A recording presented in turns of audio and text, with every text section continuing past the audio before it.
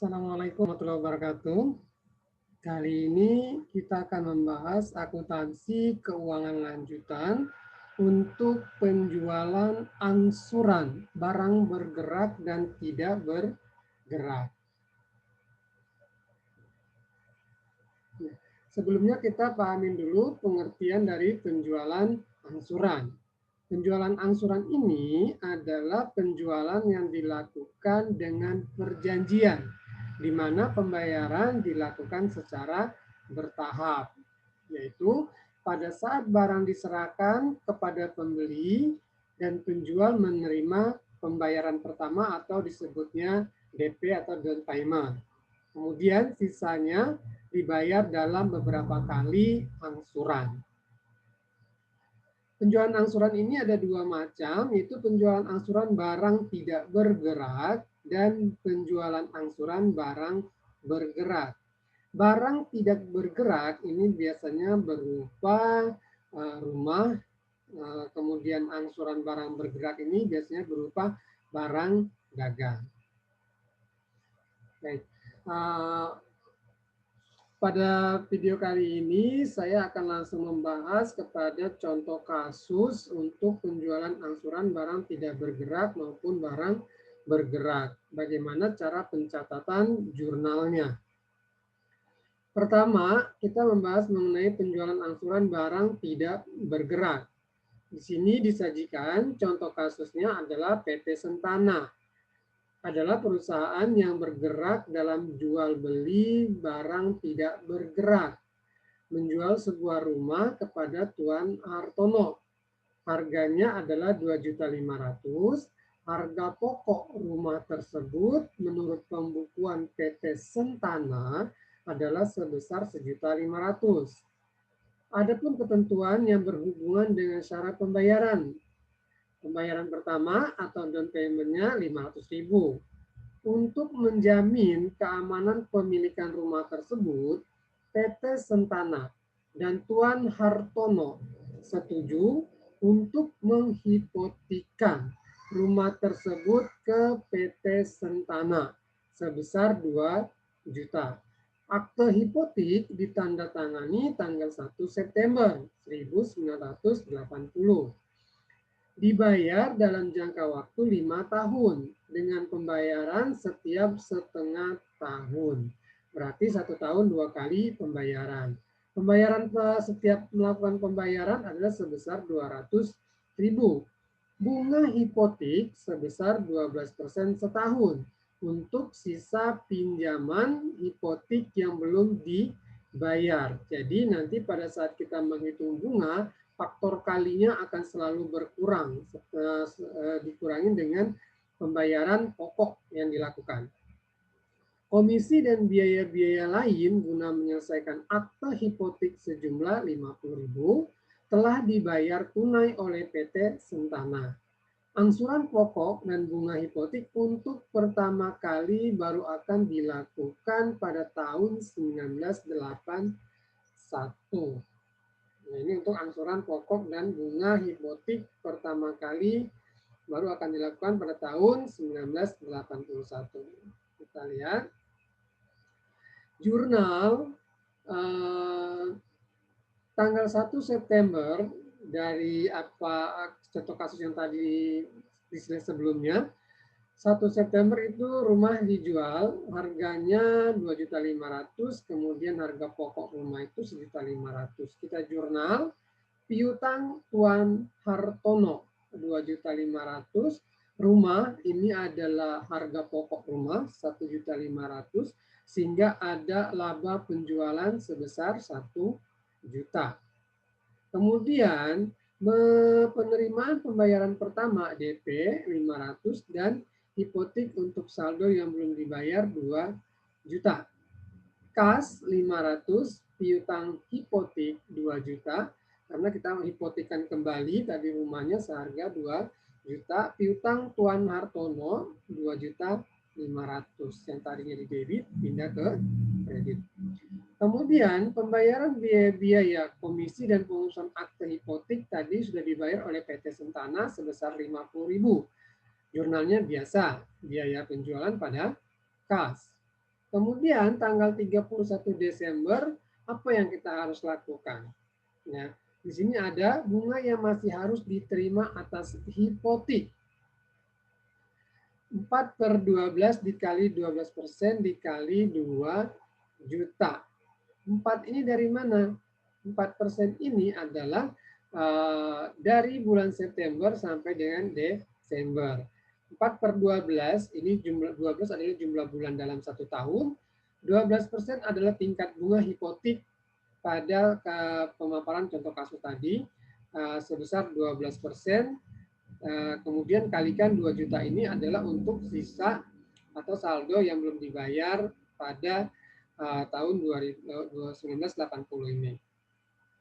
Piutang pendapatan bunga hipotek 80.000, ini hasil perkalian ini 4/12 kali 12% kali 2 juta. Kemudian kreditnya pendapatan bunga. Ini adalah jurnal penyesuaian. Ya. Penyesuaian bunga yang masih harus diterima. Kemudian kita lakukan lagi untuk menutup rekening nominal pada akhir periode di 31 Desember 1980. Laba penjualan rumah ini adalah akun nominal, ya. Untuk penutup itu semua akun nominal. Laba penjualan pendapatan bunga ini kredit pindah ke debit, biaya penjualan di debit pindah ke kredit, kemudian tutup dengan laba rugi. Oke, lanjut. Tanggal 1 Januari kita membuat jurnal pembalik. Jurnal pembalik ini adalah membalik jurnal penyesuaian yang tadi kita buat. Di sini pada jurnal penyesuaian itu adalah piutang pendapatan bunga hipotek pada pendapatan bunga. Kita tinggal balik, debitnya pindah ke kredit, kreditnya pindah ke debit. Nominalnya tetap sama 80.000. Tanggal 1 Maret kita ngapain? 1 Maret 1981 itu kita menerima pembayaran angsuran hipotek ya sebesar 200.000 dan bunga hipotek 120.000. Bunga hipotek 120.000 ini adalah 6/12 dikali 12 dikali 2 juta. Ya, kas 320, piutang hipotek dan pendapatan bunga. Kemudian 1 September 81 kita juga menerima pembayaran angsuran hipotek dan bunga. Nah, di sini bunga piutang hipoteknya tetap 200 setiap kali angsuran 200. Tapi faktor untuk pengali pendapatan bunganya bukan 2 juta lagi, tapi 2 juta sudah dikurangi dengan pembayaran 200 di sini. Berarti di sini adalah 6/12 untuk bunga pendapatan bunganya. Pendapatan bunga hipoteknya itu adalah 6/12 dikali 1.800.000 dikali 12%. Nah, untuk mendapatkan angka 108.000 ini. Nih, 108.000 ini adalah 6/12 dikali 1.800.000 dikali 12%. Ya. Dan begitu seterusnya. Pada saat 31 Desember kita membuat penyesuaian kembali sama dengan yang tahun 1980. Setiap akhir tahun kita membuat penyesuaian karena ada bunga yang harus pendapatan bunga yang masih harus diterima. 64.000. Perhitungannya gimana? Dari 1 September berarti kita September, Oktober, November, Desember. 4/12. 4/12 dikali 1.800.000 kemudian kalikan 12%. Ya. Kemudian kita menutup akun nominal. Ya, pendapatan bunga itu adalah 64.000 ditambah 108.000. Ini di tahun 81, kemudian ada lagi pendapatan bunga di sini. 120 ditambah 108 ditambah 64.000. Ketemulah pendapatan bunganya 212.000. Tutup dengan akun perantara laba rugi. Selanjutnya,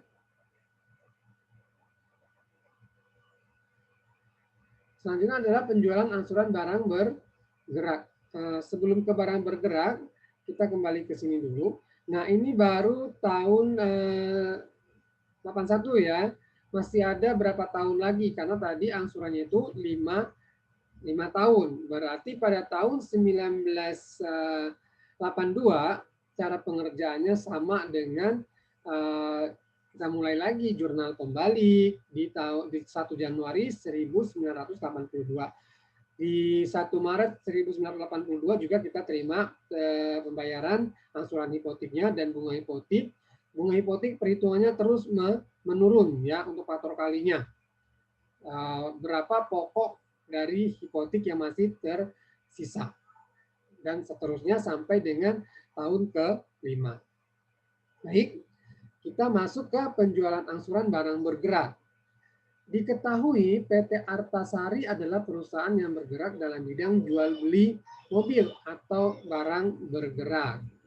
Nah, di sini disajikan ada neraca 31 Desember 2008 dan merupakan neraca merupakan neraca saldo awal di 2009. Nah, di sini ada kas, piutang dagang reguler, penjualan angsuran 2007-2008 yang masih belum diterima pembayarannya. Untuk piutang dagang reguler ini adalah berasal dari penjualan tunai dan kredit. Ya, ada penjualan tunai, ada penjualan kredit, ada penjualan angsuran. Nah, ini untuk akun-akun yang masih ada. Ya. Di sini juga ada laba kotor yang belum direalisasikan 2008 dan 2007. Kita lanjut. Ini adalah kasus. Ya, permasalahannya ada di sini. PT Artasari memperhitungkan tingkat laba kotor untuk tahun 2008 sebesar 25%. Kemudian sehingga laba kotor yang belum direalisasikan tahun 2008 menjadi 25% dikali 550. 550 dari mana ya? Nih, 550 137.500. Sedangkan tingkat laba kotor untuk tahun 2007 adalah 20%.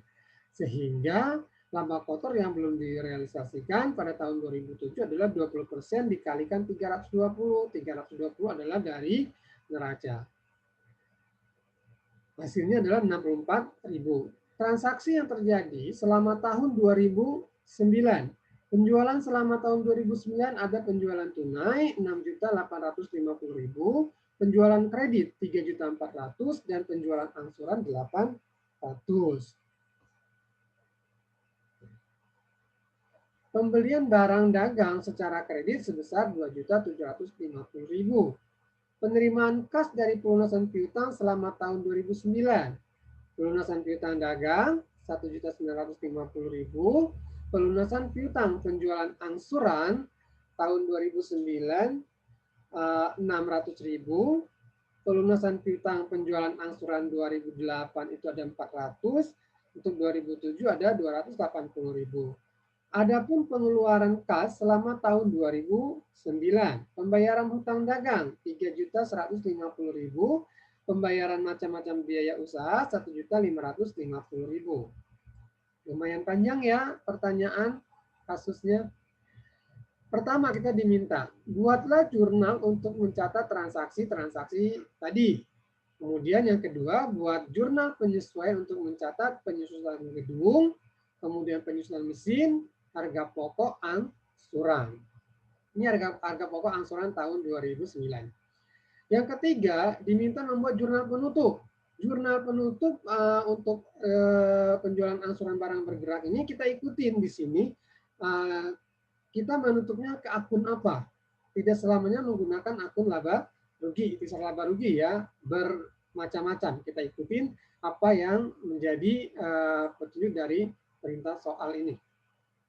Yang pertama, penjualan angsuran 2009 dan harga pokok angsuran 2009 ke rekening laba kotor. Nanti kita menutupnya ke rekening laba kotor yang belum direalisasikan tahun 2009. Kemudian yang B, laba kotor penjualan angsuran yang belum direalisasikan tahun 2009. 2008 dan 2009 ke rekening realisasi laba kotor angsuran.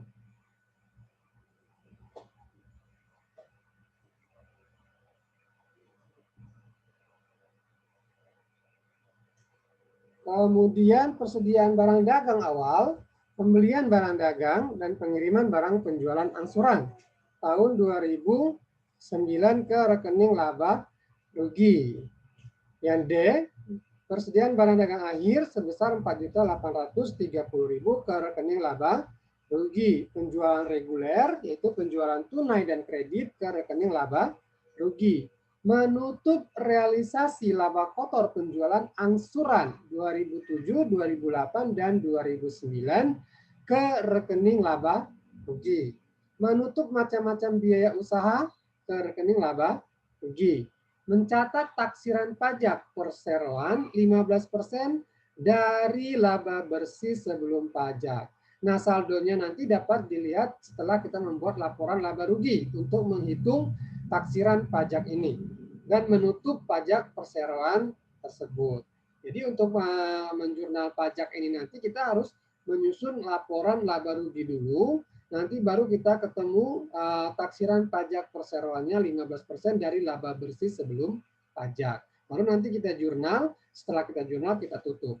Kemudian menutup saldo laba rugi bersih ke rekening laba ditahan. Ini juga saldonya, saldo laba rugi bersihnya ada di laporan laba rugi. Yang keempat, kita diminta membuat laporan laba rugi tahun 2009 dan yang terakhir neraca tahun 2009. Sekarang kita lihat penyelesaiannya untuk pertanyaan yang ini. Yang pertama kita menjurnal. Pertanyaan 1, jurnal yang dibuat. Pertama kita untuk mencatat penjualan reguler, yaitu penjualan tunai dan kredit.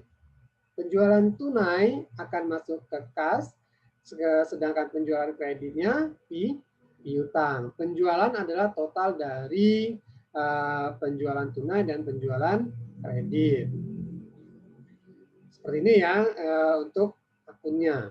Kemudian kita mencatat penjualan angsuran 2009 karena tadi di tahun 2009 itu kita melakukan penjualan tunai, kredit, dan angsuran. Ada penjualan angsuran sebesar 800.000.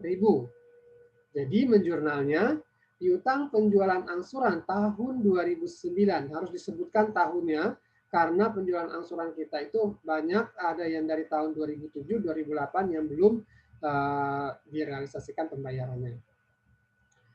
Kemudian pembelian barang dagang, ini jurnalnya biasa ya, seperti menjurnal pada perusahaan dagang biasa, pembelian pada hutang dagang. Kemudian yang D, kita mencatat pelulusan piutang penjualan tahun 2007, 2008, dan 2009. Ya, berarti kalau ada pelulusan berarti kas kita di debit. Kasnya jangan dicari dulu, tapi kita masukkan dulu ini piutang dagangnya 1.950.000, kemudian piutang penjualan angsuran 2009 ini 600, penjualan angsuran 2008 400, dan penjualan angsuran 2007 280.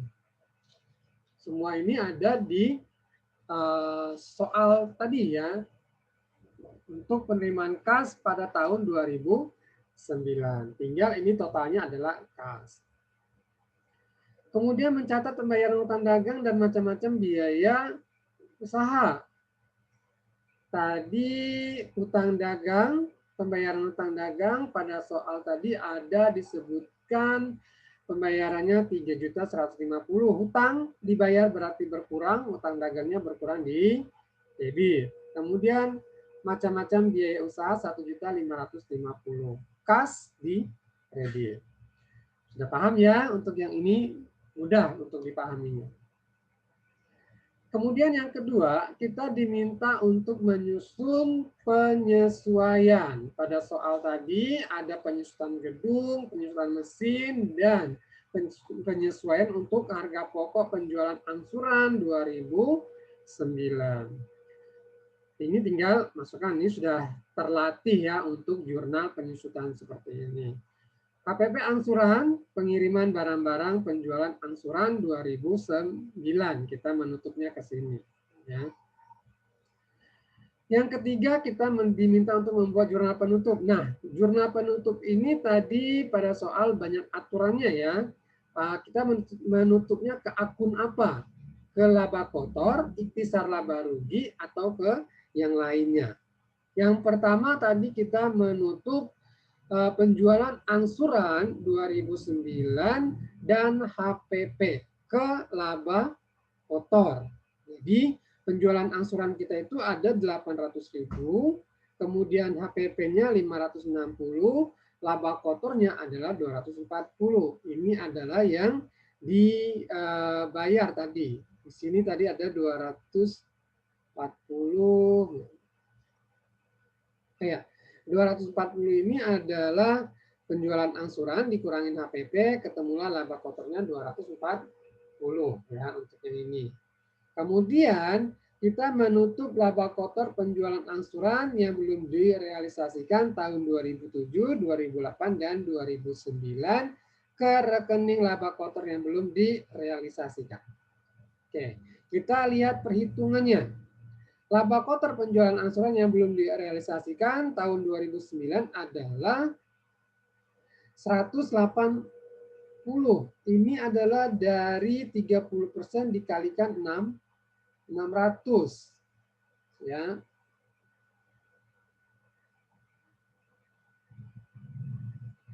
Oke, dikalikan 600. 30% dari mana? 30% ini adalah 240 dibagi 800.000 dikali 10%. Ya, ini ketemulah 30% ini untuk menentukan persentasenya. Kalikan 600.000. Ketemulah 180.000. Kemudian laba kotor penjualan angsuran yang belum direalisasikan 2008 adalah 100.000, 25% dari 400.000. 400.000 dari mana? Nah, ini ada penjualan angsuran 2009 600, ini ya, kemudian 2008, 2002, 2007. Angka-angkanya ini ya, dari mana? 600, 400, 280. Laba kotor penjualan angsuran, jurnalnya laba kotor penjualan angsuran yang belum direalisasikan 2009, 2008, 2007. Ini angka-angka nominalnya. Ditutup ke realisasi laba kotor penjualan angsuran. Total dari debit ini pindahkan ke kredit. Oke, lanjut ya. Jurnal penutup untuk persediaan barang dagang awal, persediaan barang dagang dan pengiriman barang-barang penjualan angsuran 2009 ke rekening laba rugi. Nah, menutup persediaan barang dagang awal. Barang dagang awal itu kita bisa lihat di neraca saldo ya, di neraca awal. Itu berapa jumlah persediaan barang dagang awalnya. Persediaan barang dagang awal di debit, pindahkan dia ke kredit.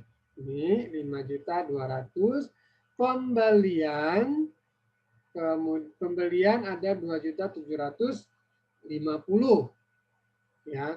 Kemudian laba rugi. Jadi laba rugi dari mana? Kredit dijumlahkan dikurangi dengan pengiriman barang-barang penjualan angsuran, baru ketemulah laba rugi. Pengiriman barang-barang penjualan angsuran 560 ini adalah dari ini ya, ini yang kita tutup. Lanjut. Menutup persediaan barang dagang akhir ke rekening laba rugi. Barang dagang akhir ini ada di data soal tadi pertanyaannya. Tadi disebutkan ada persediaan barang dagang akhir. Memunculkan persediaan barang dagang akhir, menghilangkan barang dagang awal. Sehingga nanti yang muncul di neraca pada 31 Desember 2009 untuk persediaan barang dagang akhir adalah 4.830, bukan 5 juta. Kemudian menutup penjualan angsuran reguler, itu penjualan tunai dan kredit ke rekening laba rugi. Penjualan penjualan ini ada pada jurnal nomor 1 tadi ya, penjualan tunai dan kredit. Kita pindahkan dia ke debit, kreditnya laba rugi. Kemudian menutup realisasi laba kotor penjualan 2007, 2008, 2009 ke rekening laba rugi. Ini kita jumlahkan realisasi laba kotor penjualan angsuran 2007, 2008, 2009. Hasilnya 336.000. Ya. Ini dilihat dari jurnal-jurnal sebelumnya. Realisasi laba kotor penjualan angsuran, coba kita cari. Nah, ini adalah realisasi laba kotor penjualan angsuran. 2007, 8, dan 2009. Jadi kita tutup, pindah dia ke debit. Tadinya kredit, pindah ke debit, laba rugi. Kemudian menutup macam-macam biaya usaha. Nah, macam-macam biaya usaha ini terdiri dari macam-macam biaya usaha yang tadi ada pada soal. Kemudian ditambah dengan biaya depresiasi gedung, biaya depresiasi mesin. Ketemulah 7.500.000. Mencatat taksiran pajak perseroan. Nah, ini nanti ya, mencatat taksiran pajak perseroan ini, angka 78.900 ini kita peroleh pada saat kita setelah menyusun laporan laba rugi. Begitu juga untuk menutup saldo laba rugi bersih ke rekening laba ditahan. Ini adalah jurnal-jurnal yang kita buat. Sekarang kita masuk ke penyusunan laba rugi. Nah, ini adalah laporan laba rugi di 31 Desember 2009. Penjualan ada penjualan angsuran, penjualan reguler, kemudian jumlah. Ya. Tadi penjualan angsurannya 800.000, penjualan regulernya 10.250 dari penjualan tunai dan penjualan kredit. Harga pokok penjualan persediaan barang dagang 1 Januari 5.200.000 ini di neraca ya, neraca awal. Kemudian ada pembelian seperti biasa kita menghitung HPP ya. Persediaan barang dagang ditambah pembelian barang siap dijual. Barang siap dijual dikurang dengan persediaan barang dagang akhir adalah HPP. Ya, 3.120 ini jangan cari dulu ya. Kita mencari HPP secara keseluruhan dulu. Ini adalah total penjualan kita. HPP-nya ini 3.120. Nah, pada penjualan angsuran barang bergerak ini tadi, kita sudah menemukan penjualan angsuran untuk 2009 itu harga pokoknya adalah 560. Yang ini kita belum tahu. Tinggal cari saja 3.120 dikurangin 560 ketemu jadi 2.560.000. Harga pokok 3.120.000 ya. Kemudian laba kotor tinggal kita kurangkan saja. Laba kotor yang direalisasikan penjualan angsuran 2009 180 sama 7.690. Kemudian ini ada realisasi laba kotor tahun 2007 dan 2008. Nah, tadi jumlahkan ya dari jurnal-jurnal tadi yang kita buat. Kemudian jumlah realisasi laba kotor 2009 jumlahkan. Macam-macam biaya tadi ada di jurnal juga. Kemudian baru laba sebelum pajak. Ini 526.000. Kemudian ada pajak. Pajak 15% 78.900, laba setelah pajak 447.100 ya. Ini untuk perhitungan-perhitungan cara mencari angka-angka yang di sini. Nah, dari sini kita baru menjurnal untuk yang tadi. 78.900 dan 447.100 untuk laba bersihnya. Setelah ini kita menyusun neraca. Oke, neraca ini kas ini kita jumlahkan semua, saldo awal kas berapa ditambah dengan kas yang ada di jurnal. Ya, baik debit maupun kredit kita jumlahkan.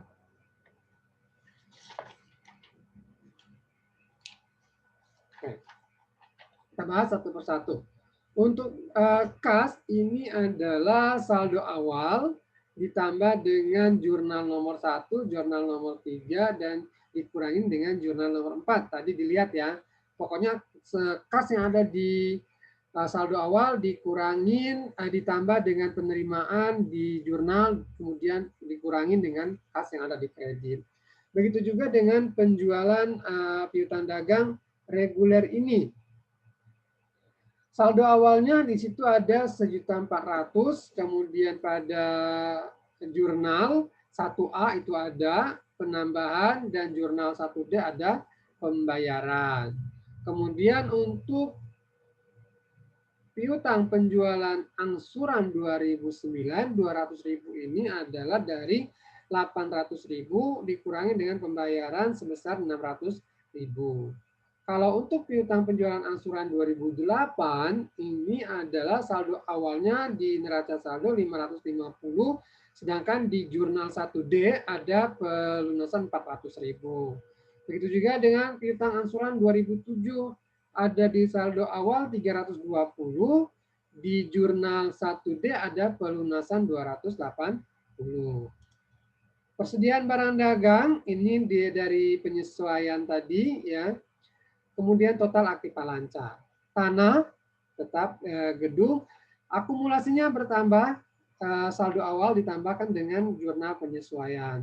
Begitu juga dengan mesin, sehingga total aktiva tetap 431.850.000. Total aktiva lancar ditambah dengan aktiva tetap.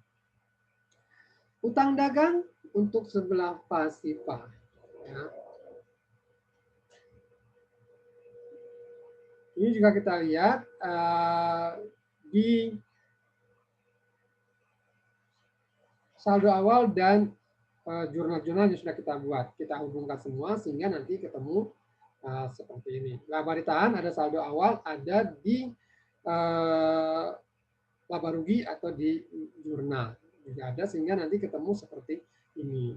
Nah, silakan nanti teman-teman periksa kembali, diteliti kembali ya angka-angka yang ada di sini ini dapatnya dari mana. Intinya hubungkan neraca saldo awal dengan transaksi yang terjadi pada saat kita membuat jurnal, baik itu jurnal nomor 1, jurnal nomor 2, jurnal penutup, dan jurnal nomor 3. Jurnal penutup ya, yang kedua itu jurnal penyesuaian. Selanjutnya, terima kasih. Semoga bermanfaat dan dapat dipahamin ya teman-teman. Semoga diberikan kemudahan, semangat untuk memahami akuntansi penjualan angsuran ini. Baik itu penjualan angsuran barang bergerak maupun penjualan angsuran barang tidak bergerak. Jangan menyerah, tetap semangat ya. Angka-angka ini harus kita kuasai. Ya, salah sedikit semuanya akan bersifat fatal. Jadi harus konsentrasi. Intinya teman-teman semangat dan punya keinginan untuk bisa memahami materi apapun yang ada. Terima kasih. Wassalamualaikum warahmatullahi wabarakatuh.